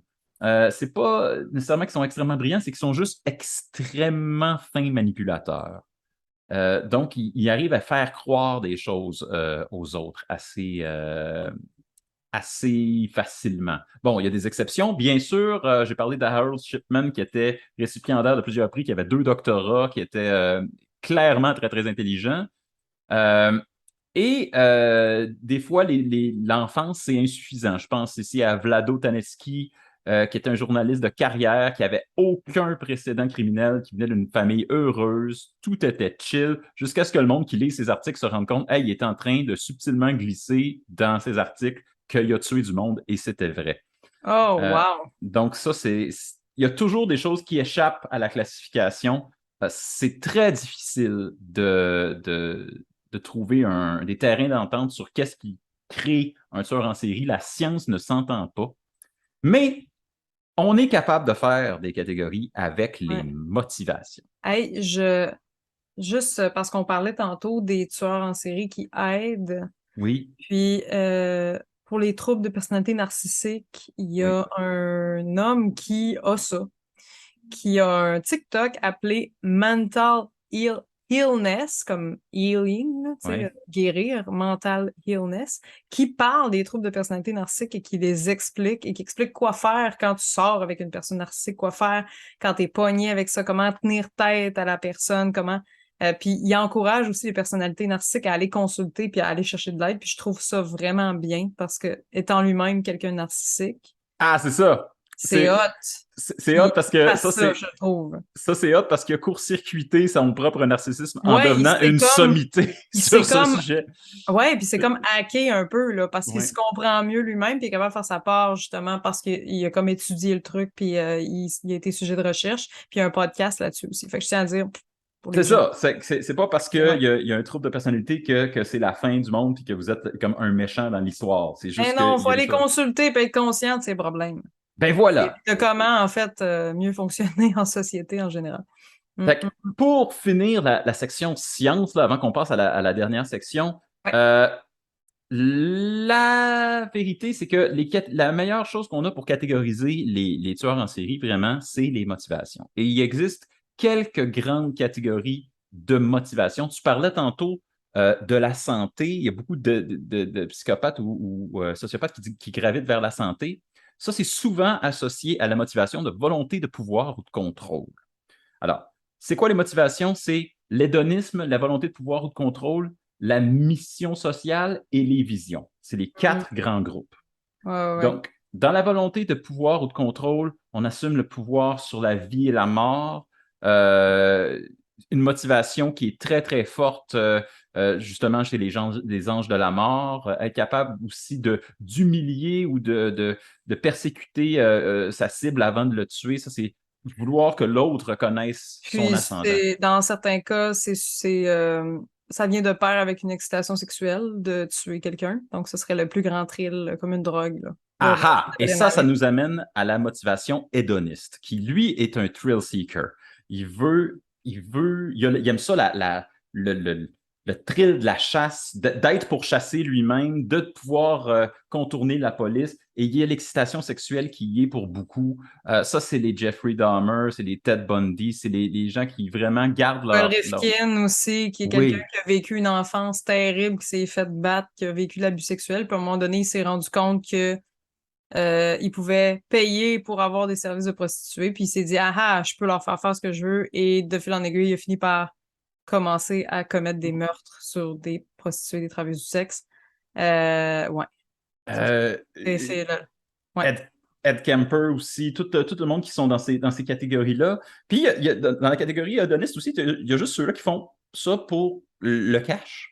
Et ça inclut beaucoup des tueurs, des veuves noires qu'on appelle les femmes qui tuent leur mari ou les maris qui tuent leurs femmes, qui veulent juste recevoir l'héritage ou des choses Ah ouais. comme ça. C'est une catégorie. Aïe, aïe, hein. Les visions, souvent, si vous entendez parler d'un tueur en série qui est également un schizophrène, c'est ce qu'on va dire. C'est très rare. C'est la plus rare catégorie. Les gens qui sont atteints de schizophrénie sont beaucoup plus souvent un danger pour eux-mêmes qu'ils sont un danger pour d'autres. Mais s'il y en a un, souvent, on va dire que c'est un meurtrier dont la motivation, c'est la vision. Il se croit investi par une entité, un démon, une divinité. Il faut qu'il fasse quelque chose pour une cause externe. Il entend des voix, puis ils disent de faire ça. Par ailleurs, la schizophrénie souvent était une maladie mentale peu connue à une certaine époque, qui est à l'origine notamment, on a parlé du vampire, du loup-garou, des très vieux épisodes, mais tout de même, la maladie mentale, souvent qui amenait au meurtre, était facilement interprétable comme ça y est, c'est sûr que t'es un monstre, puis Ou t'es possédé, ou t'as quelque ouais, t'es chose. possédé aussi, ouais, la possession aussi, absolument.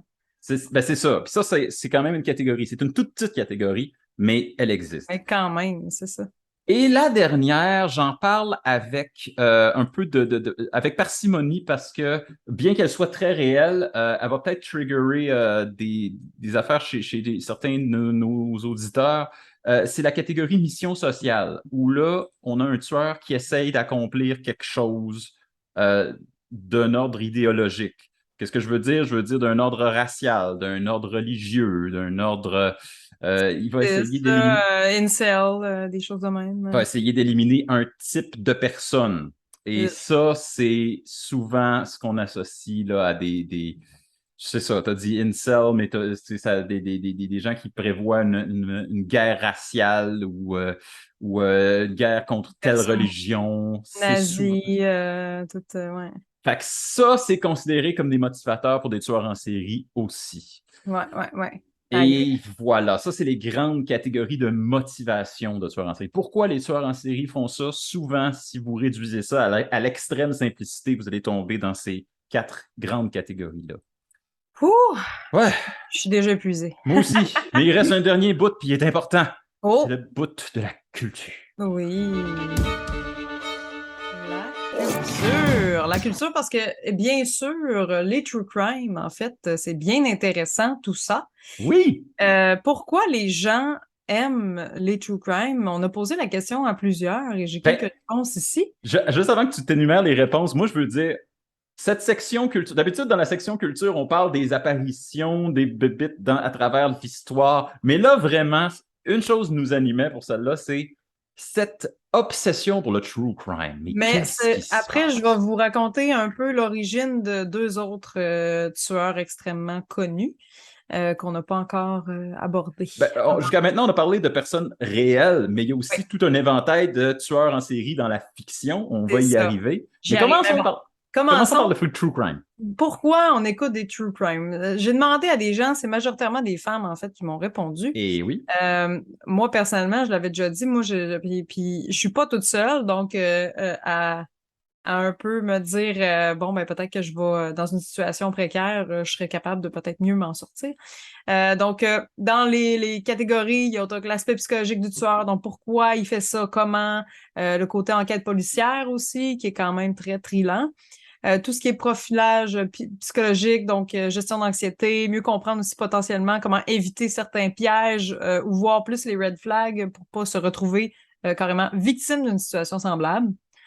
Euh, c'est beaucoup ça qui revient. Donc, ça permet d'être plus sur nos gardes dans des situations qu'on n'aurait pas imaginées.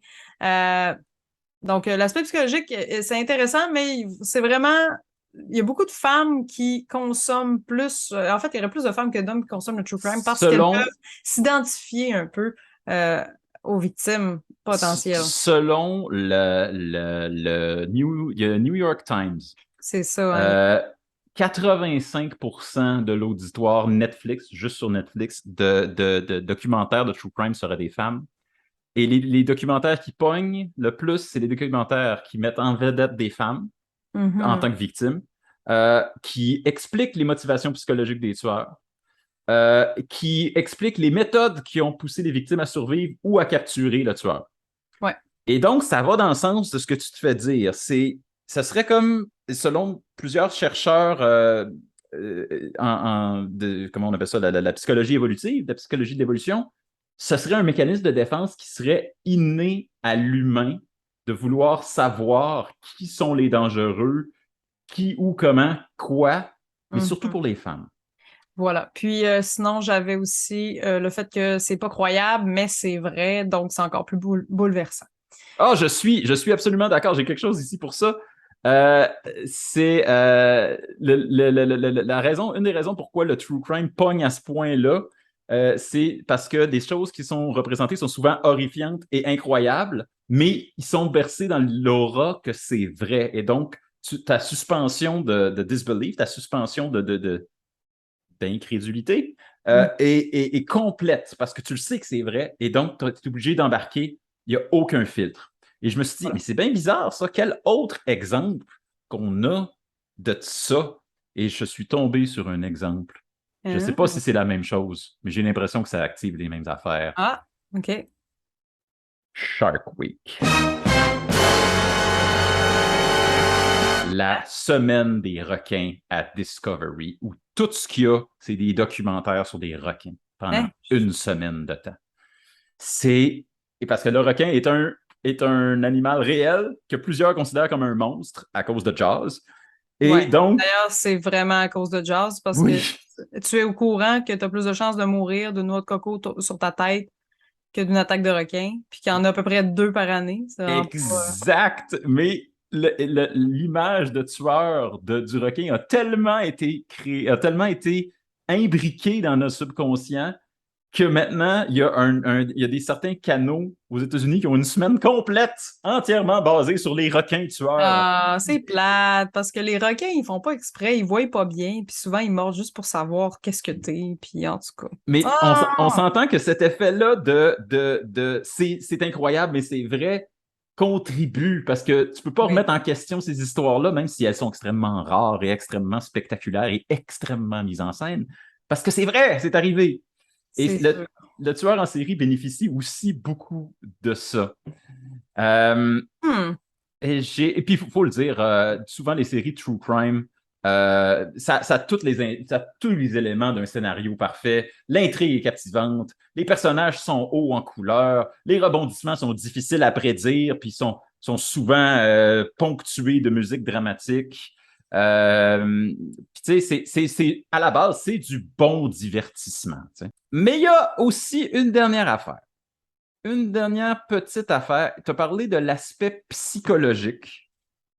Et j'ai un dernier truc. Et Hmm. là, j'aimerais ça mettre mon chapeau de frappez-moi pas, s'il vous plaît. Parce que je sais pas, j'ai documenté ça, mais j'avais l'impression qu'il nous manquait un aspect. OK, OK. Parce qu'on a l'aspect euh, divertissement, tu sais, waouh, c'est thrillant, puis en plus, c'est vrai. On a l'aspect survie. Il faut que je me protège des dangereux, il faut que je sache c'est qui, il faut que je sois capable de répondre à des questions. Mais il y a autre chose avec le true crime, et spécialement avec les tueurs en série. Et ça, il y a des psychologues, je cherche mes sources parce que si je ne dis pas mes sources, je vais me faire lapider.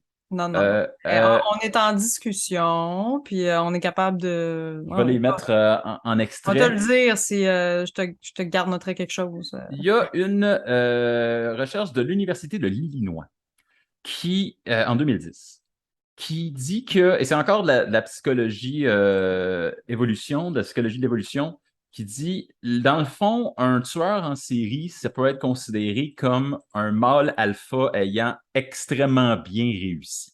Eh boy. Et ouais, c'est pour ça. C'est pour ça que je mets le plus gros Ben, disclaimer que je peux. factuellement, il y a quand même, statistiquement, il y a quand même beaucoup de psychopathes qui se haussent dans la société, là, qui vont haut dans la société. Là. Il y a même il y a un livre juste là-dessus, là, Les psychopathes à cravate, un truc comme ça, là, puis il parle des hommes d'affaires influents dans, Et dans les business qui se hissent par leur charisme là, et leur ben justement, s'ils n'ont pas de compassion, ils n'ont pas de problème à faire des crocs en jambes. Hein. exact. Ouais. Et le narcissisme, il est pour quelque chose. Là. Si tu es convaincu que tu es. Le charisme déborde beaucoup de à quel point tu es convaincu de ce que tu avances. Et ça donne un certain pouvoir. Et le pouvoir, c'est sexy. Euh, et une des choses qui était Mais à le la. danger aussi, parce que quand tu penses à ça, combien de meurtriers en série, en prison, se font écrire par des tonnes de femmes qui veulent, qui capotent sur eux, puis tout, puis C'est pour... exactement là que je m'en allais. Il y a beaucoup de Ah, meurtriers en série qui ont des fan clubs. Des femmes, exact. mais aussi des hommes qui veulent correspondre avec le meurtrier, pas nécessairement dans le but d'établir une relation, mais juste pour dire, hey, je suis en lien avec cette célébrité, dans le fond, je suis en lien avec cet homme extrêmement, ce superstar-là, comme par osmose, comme pour dire, hey, je connais Grégory Charles, tu sais, mais Eh, c'est un tueur en Seigneur. série. Puis C'est terrible. effectivement, il y a tout un phénomène documenté qui s'appelle l'hybristophilie, qui est cette tendance pour certaines femmes d'être fortement attirées par les tueurs en série. Et c'est une des raisons pourquoi, dans la fiction, les tueurs en série sont souvent représentés comme étant extrêmement charmants, voire sexuellement torrides. Là. Des tueurs en série qui sont représentés comme étant des êtres puissants. Il y a vraiment une corrélation entre le tueur en série fictif et le vampire. D'ailleurs, C'est vrai. je veux Mm. juste glisser ça avant qu'on arrive justement dans les tueurs en série fictifs. Il y a une motivation qui est beaucoup plus récemment identifiée, dont je n'ai pas parlé quand j'ai parlé des 4 motivations tantôt, mais qui est de plus en plus présente chez les tueurs en série modernes, et c'est la célébrité. Mm. Euh, Être un tueur en série, ça veut également dire avoir des spéciaux sur Netflix. T'sais. Alors, Ouais, c'est ben, on n'a pas parlé vraiment de tueurs en série québécois, là, mais on aurait pu en parler. Il y a un documentaire complet sur Luca Rocco Magnotta là, qui est, ma foi, assez quelque chose. Ça paraît ben, très bien expliqué par contre, mais vraiment difficile à regarder, je trouve. c'est vrai. Et c'est de plus en plus fort cette tendance-là, étant donné que le true crime lui-même est extrêmement populaire. ça devient une motivation qui prend de l'ampleur chez les tueurs en série plus modernes. Et donc, c'est Le ça. côté influenceur. Et boy, j'ai l'impression, j'ai comme peur de le lancer dans l'univers. J'ai l'impression qu'on va créer des zones Non, qu'il faut ça pas. existe déjà malheureusement, mais ouais, c'est quelque chose, c'est quelque chose. Mais dans l'imaginaire populaire, il existe une grande quantité de tueurs extrêmement célèbres qui ont maintenant leur propre Bible, leur propre following. Jack l'Éventreur était peut-être le premier, mais maintenant on a Hannibal Lecter, on a Dexter, on a le Joker, on a plein de tueurs en série extrêmement populaires. Et Sabrina, tu nous as trouvé l'origine de certains d'entre eux. Ben, en fait, deux. Mais oui. Puis, moi, je pense qu'on devrait faire un spécial sur les tueurs en série québécois, éventuellement, ou si on a à refaire un épisode sur ce thème-là, parce que notamment, on n'a pas parlé d'Acorivo. On n'a pas Mhm. parlé un paquet de trucs. L'Acorivo, d'ailleurs, qui aurait tué 2 maris, pas 7, là, selon ça. Tu sais, les femmes, c'est toujours exagéré, hein. Quand une femme fait un crime, c'est 100 fois pire, là, des fois, là, c'est assez impressionnant. Fait que, en tout cas, on y reviendra, mais je pense que ce serait pertinent. Dans tous les cas, Sweeney Todd, donc la fameuse comédie musicale, Oui. l'histoire qui était avant tout, qui était un roman, qui raconte l'histoire en fait d'un barbier qui tue des gens et qui est complice avec une dame qui transforme les cadavres en délicieux pâté à la viande. Oui, c'est ça, et c'est une comédie musicale. Pour ceux qui ne connaissaient pas ça, si t'es pas prêt, c'est un bon thème de comédie musicale quand même. En fait, ça aurait été inspiré par la légende d'un tueur en série qui aurait sévi à Londres dans les années 1800. Donc, la première apparition de Sweeney Todd, en fait, ça date des années 1846 dans le The String of Pearls, a Romance. C'était un roman carrément d'épouvante qui racontait cette histoire-là. Donc, qui est par Un la suite Penny devenu... Dreadful. Exactement, oui, merci. Qui est devenu par la suite donc la comédie musicale qu'on connaît et le film aussi de Tim Burton qui a quand même fait jaser beaucoup.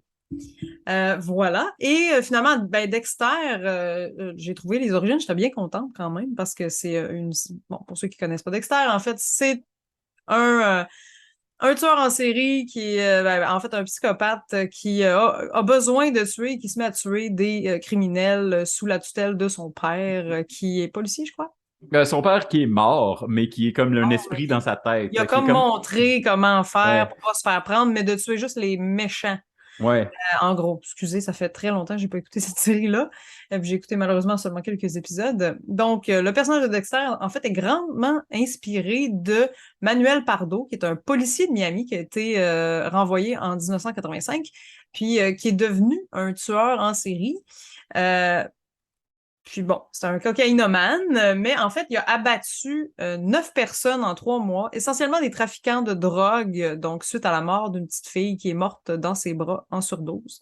Manuel Pardo a été exécuté là, en Floride après qu'un jury l'ait déclaré coupable, mais toute l'espèce de descente aux enfers qu'il a vécu et tout aurait été à l'origine là, de l'inspiration de la personne qui a écrit Dexter. Hey, je n'en savais rien. C'est comme un mix entre Dexter et Miami Vice. C'est vraiment. Ouais, ouais, c'est ça. Fait que c'est assez. C'est Ouais, ouais, ouais. impressionnant.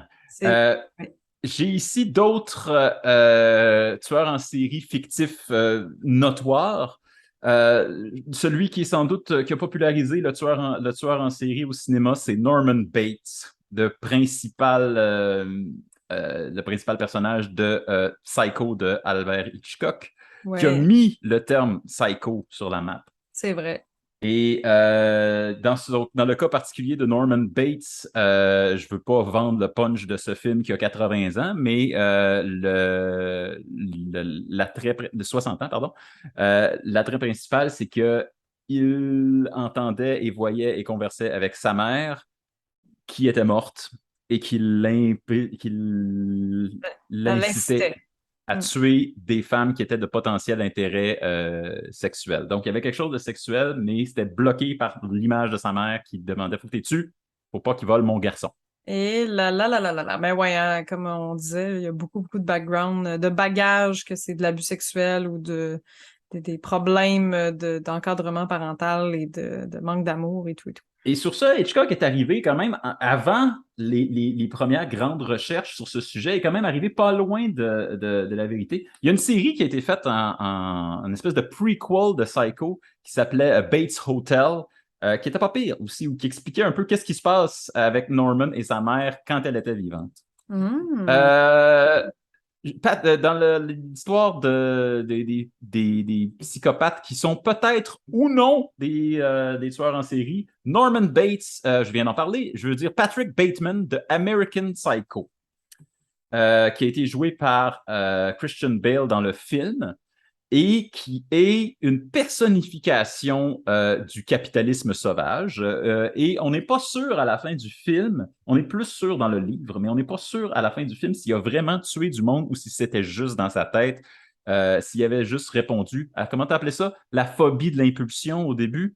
Oui, c'est ça. Euh, on n'est pas sûr si vraiment il a tué des gens, mais on les voit mourir de façon graphique parce que ça semble être logique et simple pour lui.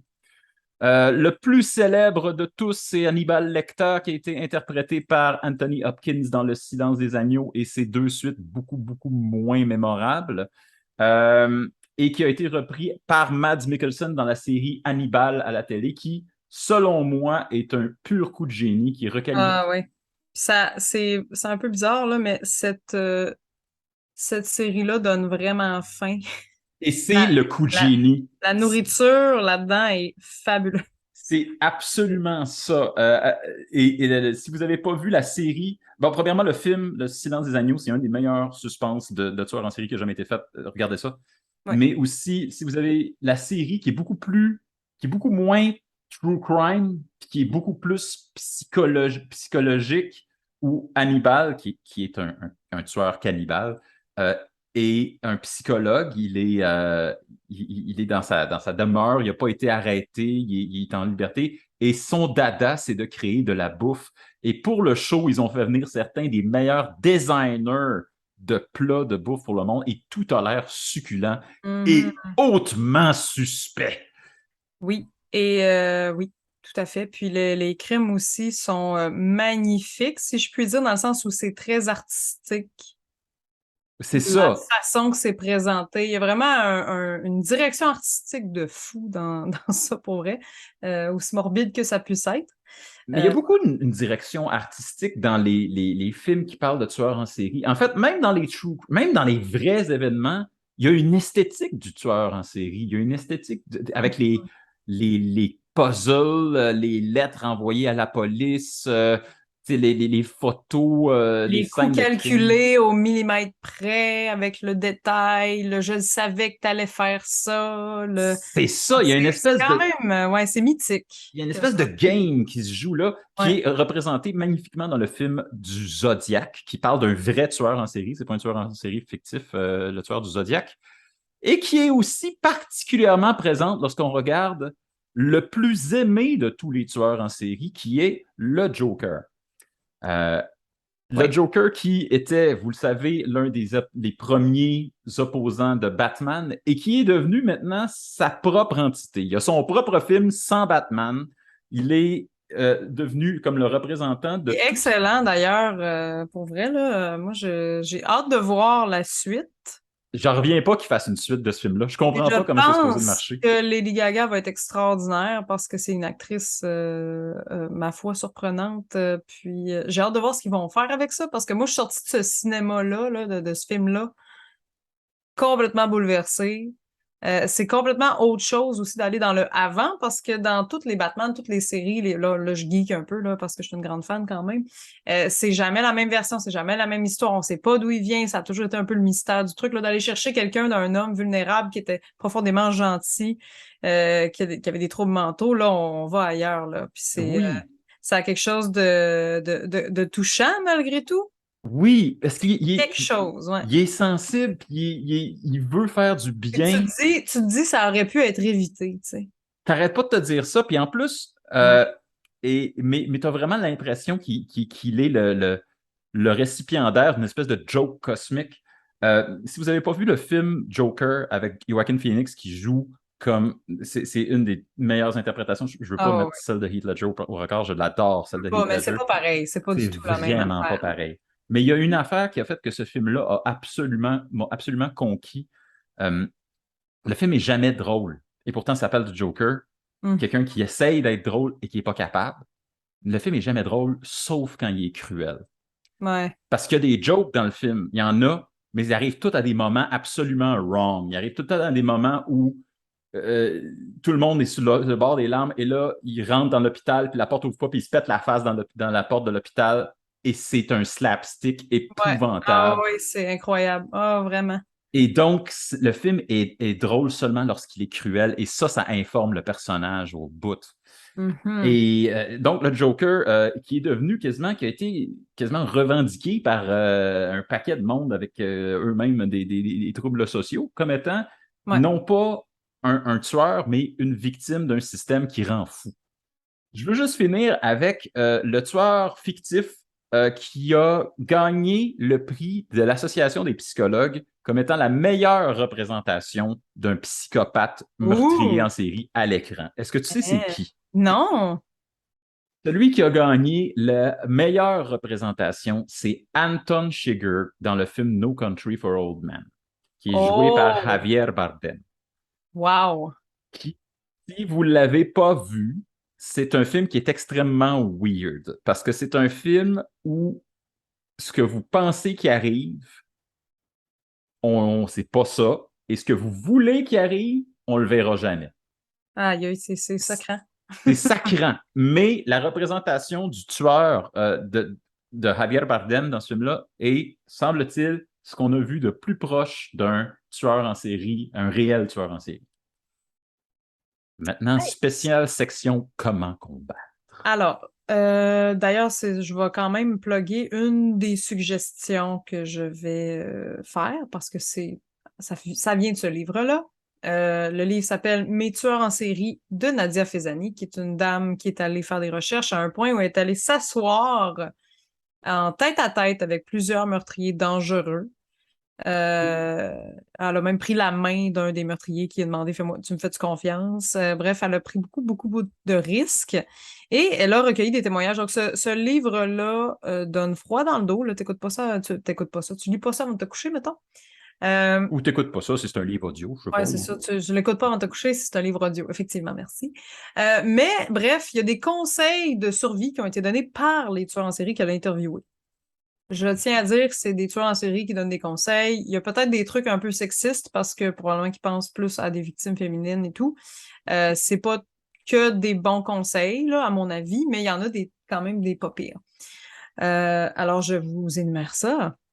Donc, verrouiller les portes, ça fait du sens. Well, duh. Ouais, avoir un chien de garde, ça peut être une bonne idée ou d'avoir juste un chien.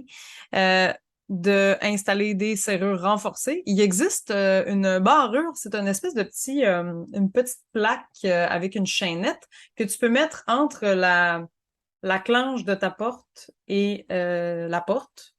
Ça rajoute un degré de renforcement, ça coûte pas très cher si jamais vous voulez vous procurer ça. Puis ça se traîne bien dans un portefeuille. Moi, en voyage, j'amène ça avec moi. Si jamais vous êtes du genre à vouloir dormir tranquille. Là. Après ça, n'essayez jamais de raisonner un agresseur en lui parlant de Dieu. Ça pourrait le fâcher. No shit. On va se le dire. Euh, informez votre entourage de vos allées et venues, des personnes qui vous accompagnent et de l'heure à laquelle vous serez de retour.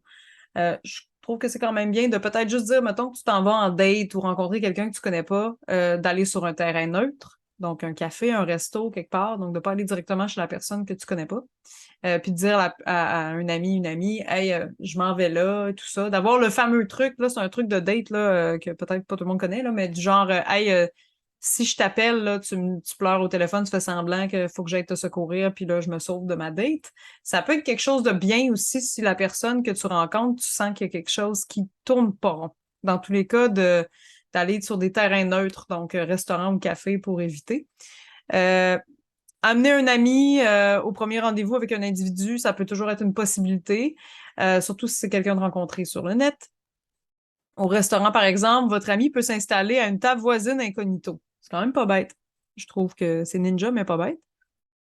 Euh, Ça prend un ami dévoué quand même là, pour être ouais, ton en même temps, chaperon tout le long. c'est pas sûr, tu sais, on sait jamais. En même temps, on peut y aller plus, comme je dis maintenant, là, de juste dire, hey, je m'en vais là, à telle place, telle heure, je reviens à telle heure, ça peut être bien, là. Tu sais, moi, avec des amis de filles, souvent, là, hey, tu m'écriras quand t'arrives chez toi, là. Nous autres, on fait ça, là. Tu vas au bar, tu prends un verre avec des gens, là, quelqu'un rentre à pied tout seul, là. Hey, tu m'appelleras quand, tu sais, tu m'écriras quand tu seras chez toi, là. Moi, je fais ça régulièrement avec des chums. Voilà. Ne vous laissez jamais convaincre de monter en voiture avec un inconnu. Alors Euh, voilà, tu as suivi le j'ai, guide. j'ai suivi le guide sans le savoir. Donc, seul avec un agresseur dans un espace clos, vous aurez moins de chances de vous en tirer, effectivement. Euh, si un individu veut s'en prendre à vous, donc hurlez, débattez-vous énergétiquement. Donc, si c'est un endroit public ou pas loin d'un endroit public, c'est sûr que ça peut attirer l'attention. La personne a des chances de se sauver. Euh, donc, faire attention aux fameuses camionnettes sans fenêtre. Donc, ça peut être quand même un endroit, un truc de kidnappeur, là. Donc, Moi, honnêtement, à cette heure, à chaque fois que je vois une camionnette sans fenêtre, là, s'il n'y a pas le logo d'une compagnie sur le côté, là, c'est comme Instant Murder Van. ouais, ça ou c'est genre instant van avec des policiers là, Mikey qui écoutent des affaires là, comme dans un C'est film. clairement suspect, tu C'est sais. ça. Euh, si vous n'avez pas le choix, entrez et sortez de votre auto par la portière qui s'ouvre du côté opposé à la camionnette. Donc, si Si jamais jamais tu ils te se fais mettent pas. juste à côté Ouais, là-dessus. c'est ça. Ça peut être une possibilité. Si vous vous faites attaquer, jetez-vous par terre, donnez des coups de pied, criez à tue-tête. Donc, bon, voilà. C'est plus difficile de déplacer quelqu'un qui s'agite. Si un agresseur vous aborde, c'est peut-être parce qu'il n'est pas encore convaincu que vous êtes une victime idéale. Alors, tu sais, tu sois déterminé, sois ferme, dans le fond, dans ton... donc, de ne pas avoir peur de se blesser en se défendant. Si jamais on est en altercation avec quelqu'un, ça peut quand même vous sauver la vie. Euh, Puis le prédateur, généralement, s'attend un peu plus à ce que sa victime se laisse faire pour éviter de se faire blesser. Fait que tu surprends-les, fais ce que tu peux, fais-les, sauve-toi. Euh, Éviter de faire du pouce. Bon, là, on est quand même dans des... tu sais, c'est bon. Ça peut être... on s'empêchera pas de vivre, mais il faut quand même être prudent. Euh, Ça. Ensuite, prendre des leçons d'autodéfense, arts martiaux et tout ça, c'est un must. Je pense que moi en tout cas, j'en ai pris, j'ai pris des cours de Kung Fu, entre autres pour ça, pour d'autres raisons aussi, mais quand même. Je pense que c'est un must de savoir ça, quand même, d'avoir des petites notions pour être capable de frapper à la bonne place sans se blesser. Ensuite, ben, c'est sûr, éviter les endroits qui sont pas passants, donc les rues principales, les endroits mal éclairés, on évite quand même parce que ça pourrait être un endroit idéal pour passer à l'acte pour quelqu'un qui décide donc spontanément de faire quelque chose. Et cela, je l'ai trouvé vraiment intéressant, puis moi, je le fais. Donc, si vous habitez dans un immeuble, laissez au moins une lumière allumée à l'intérieur quand vous sortez et vous rentrez. Donc, si vous rentrez tard, s'il y a un observateur, quelqu'un qui observe, qui est un stalker, c'est qu'on appelle, il ne pourra pas savoir dans quel appartement tu es parce qu'il y a déjà une lumière allumée. Alors, je trouve que c'est quand même Ah, c'est une bonne pas idée. mal, c'est pas mal, pas mal. J'ai une affaire que je veux dire, par contre, Ouais, pas pour faire mentir du tout les affaires qu'on a dit là, à propos de, de ça, si c'est une note de défense. Il y a un effet négatif, une espèce ouais, d'effet pervers du true crime ouais. euh, qui met beaucoup trop en lumière des crimes qui sont assez exceptionnels. Ouais. Tu sais, avoir peur des étrangers, c'est vrai. Tu sais, je veux dire, la vanne, moi-même, j'ai peur de cette vanne-là. Oui, oui, oui. Mais la majorité des crimes ne sont pas, et des meurtres ne sont pas commis par des psychopathes. Ce sont des Non, crimes c'est vrai, ça. passionnels. C'est souvent fait par des gens qu'on connaît. Oui, c'est ça. C'est Beaucoup plus souvent que par 80%. Là. des tueurs random. Mais il y a quand même les psychopathes, les tueurs en série, souvent vont avoir un motif ou vont avoir une catégorie de personnes en tête ou peuvent quand même s'en prendre à des inconnus. On s'entend, les tueurs en série, ça court pas non plus les rues. Oui. Les crimes, ça, on pourrait en parler de juste les crimes qui se passent en impulsivité. Là. La majorité des meurtriers ne récidiveront jamais non plus. Non, Ça, c'est on ça. n'a pas parlé, mais on parle de catégories différentes. Là, on parle vraiment de tueurs en série. Oui, oui, oui, c'est ça. On parle du On les monstre. conseille. On parle pas du meurtre en tant que tel, mais vraiment des gens qui en font plein. Ouais. Et Puis, voilà. Et oh, il y en a une autre. Il y en a une autre. Ah ben c'est pas mal ça. Sinon, ben voilà, là, si vous tombez en panne, n'essayez pas de monter toujours dans le véhicule d'un bon samaritain si vous êtes tout seul. Donc, vous êtes mieux d'appeler une dépanneuse. Bon, Puis c'est ça qu'il fallait faire. Fallait qu'il appelle une dépanneuse, le gars, pas qu'il dit Hey, madame, veux-tu venir m'aider à pousser mon c'est char pas si je mal, suis. ouais, c'est pas mal ça. Sinon, de rester quand même gentil et poli. Tu sais, mettons que tu refuses des avances de quelqu'un dans la rue ou quelqu'un qui te suit, de juste être, de pas être trop bête. Mais là, on s'entend, ça, c'est un peu sexiste, je trouve, en même temps, là. Je veux dire, tu te Mais fais aborder, t'as le goût de dire mange la chenoute, bye bye, là. Mais c'est ça. Ouais. Ça peut quand même aider d'être smart parce que les criminels, des fois, ça peut les. Tu sais, on en a parlé un peu, le psychopathe, sociopathe, souvent, ça va être des gens qui ont pas de compassion, puis qui vont se fâcher un peu plus facilement que les humains normaux, là, que Il les y a humains le normaux, que les gens facteur. qui ne sont pas psychopathes, là. Il y a des facteurs impulsivité aussi. Tu C'est sais, je ça, disais. exact. Fait que c'est plus éviter de provoquer en général. Donc, il y a moyen de faire non, bonne soirée, si ça, mais bon, hein, on s'entend. Fait qu'il y a quand même, il y a certains conseils que je trouvais un peu, tu sais, OK, là, les filles, un moment donné, on peut sortir puis vivre. On est quand même chanceux d'être au Québec parce que c'est une ville qui est relativement sécuritaire. Le Canada est un pays quand même sécuritaire comparé à d'autres endroits dans le monde. Demeure toutefois que d'avoir les conseils de tueurs en série, je trouve que c'est quand même intéressant d'avoir leur vision, vu que c'est leur conseil à eux, puis que peut-être que eux c'est ça. Dans leurs critères de sélection de victimes, là, voilà. Mais Ouais. effectivement, ça peut rassurer des gens à la maison, c'est vrai. La majorité des crimes ne sont pas commis de façon impulsive, ne sont pas commis par des inconnus non plus. C'est généralement par quelqu'un que tu connais qui fait une coche un moment donné, qui a des antécédents toujours, mais tout de même, ou pas nécessairement. Des fois, ça peut être juste un moment de Oui, oui, chose, puis c'est souvent des paf. crimes passionnels, de la jalousie, Écoute, des affaires de c'est même. l'origine de la majorité des féminicides là, des dernières années. Avec la pandémie Exact. aussi, il y a eu une hausse. Donc, c'est un autre sujet extrêmement délicat. Oui. Mais tout de même, ça peut rassurer quand même les gens. Faites juste attention en général à votre sécurité, puis arrangez-vous pour avoir toujours une personne ressource pour contacter. Puis c'est pas mal ça. Voilà. Sabrina, Voilà. Hey, on est à la fin. Je n'arrive pas à y croire. Ça fait 1 heure et demie qu'on jase. hey, ben là, j'avais suggéré le Mes tueurs en série de Nadia Fezani, mais j'ai aussi Oh, t'as une recommandation? ouais, mais une recommandation un peu sympathique, OK?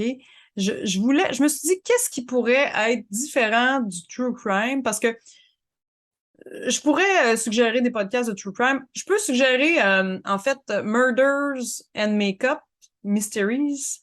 Murders, Mystery Murder and Makeup Makeup, Murders. Mystery. Donc, en fait, c'est Bailey, j'ai oublié son nom de famille. C'est une demoiselle qui, en fait, se maquille en parlant de true crime. Donc, si vous adorez les true crime, moi, j'ai bien aimé. Puis en même temps, elle fait du beau maquillage, fait que c'est le fun.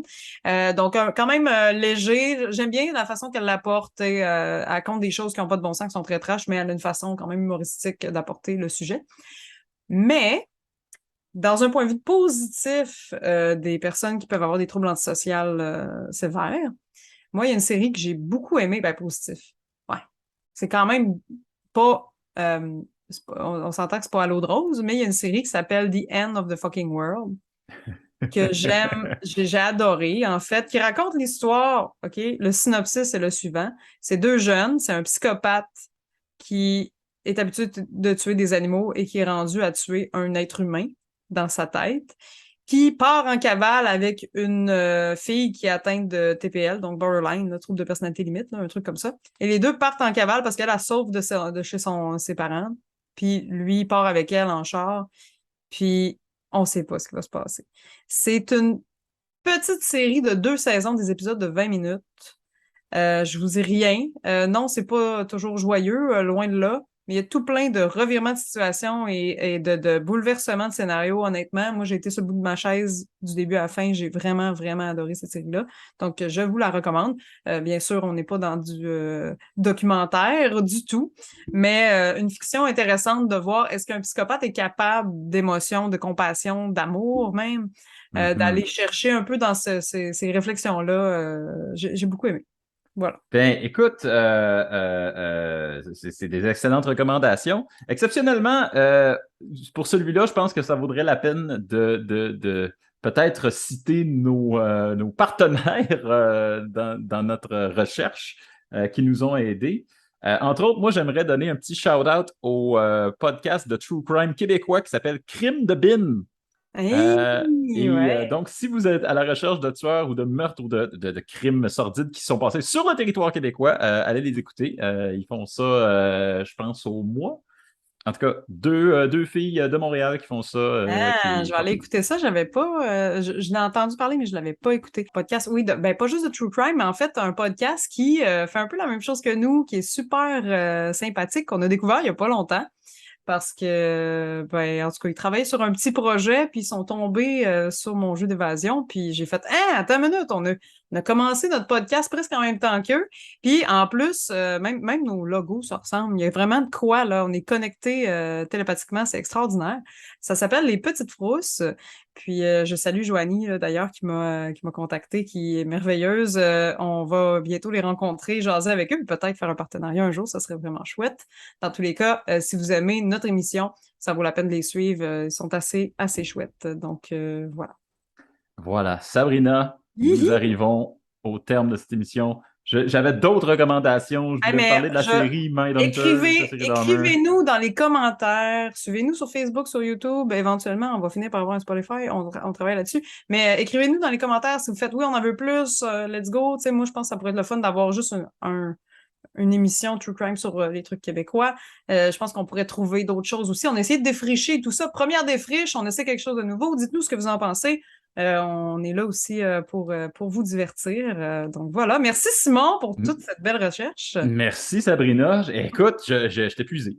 Ah, moi aussi, je t'ai épuisé. Sur ça, on va aller se faire un petit chocolat chaud pour mieux dormir cette nuit, peut-être. Oui, sous l'œil vigilant de la lune du chasseur, on se revoit en novembre. Barrez vos portes, puis on se dit à la prochaine pleine lune. À la prochaine.